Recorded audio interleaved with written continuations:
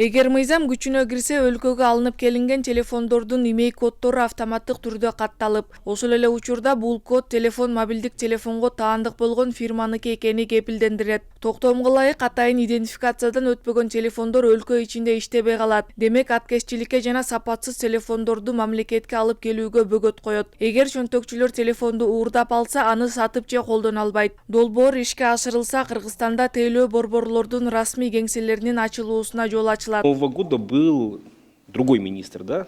Наверное, все вы помните, Дастан Догоев был такой. Буга чейин Санарип министри Дастан Догоев бул системаны телефон урдоого, кылмыштуулукка чекит коет деп колдогон. Бирок жаңы келген министрдин тушунда бул мыйзам колдоо тапкан жок.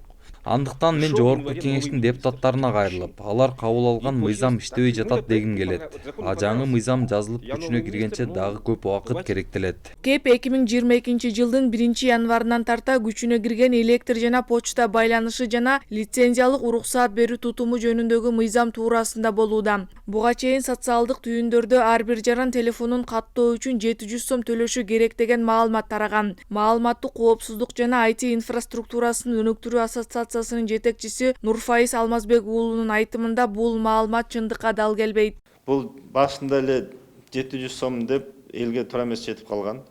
700 сом мисалы үчүн любой адам телефон барып сатып алса 700 сом төлөйт деген. Негизи биздин эмебиз долбоордо приложениябыз андай эмес эле. Муну импортер бизге алып келген киши ошол 700 сомдон мисалы үчүн машинаны оформление кылып атканда алып келип оформление кыласыздарбы? Ошондой эле келип оформлениясы 700 сом болот. Биздикилер барат, ошол Дубайдан эле субдилерден сатып алат. А субдилер өзүнүн кызыкчылыгын, өзүнүн интересин кошуп туруп берет да. Ошол акчаны iPhone'дан сатып алабы, Samsung'дан алабы. Ошол эле учурда эл аралык база аркылуу ишке ашырылган имей кодду мамлекет өз алдынча күчүнө киргизе албайт. Анткени булар сунуштап жаткан GSM корпорациясынын мыйзамы ага жол бербейт. Бул GSM корпорациянын өзүнүн ошо мыйзамы, өзүнүн ошо закону. Гос мамлекеттик мамлекеттин базасы менен иштешпейт. GSM корпорацияга кириш үчүн ошо частный, например, ошо компаниялар лицензия алат. Анын лицензиясы жылына бир чоң миллиондогон доллар ошол база ошол как член ассоциации ошол GSM ассоциациясы болуш үчүн жылына ошол членский взнос төлөшөт.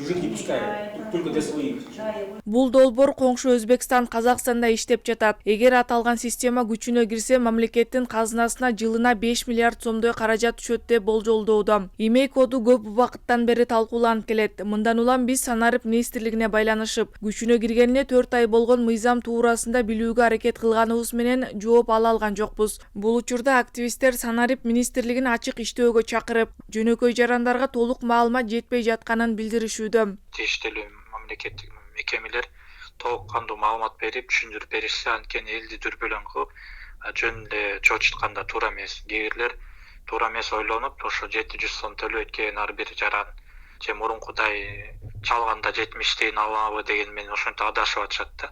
Ачык эле айтыш керек. Анан коркпой эле өзүнүн позициясын бекем кармап, мамлекеттик орган эгер ушул мыйзам чынында аткезчиликти азайтып, өзгөчө бизде бажыда бар билебиз, электроник телефон боюнча.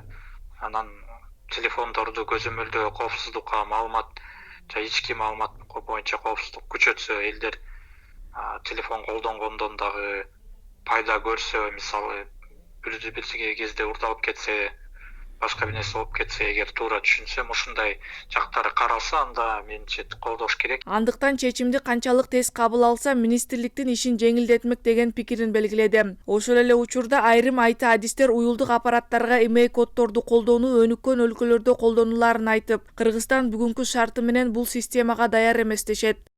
Акыл Аймаратова, Данияр Чарбеков, Нурньюс, Бишкек.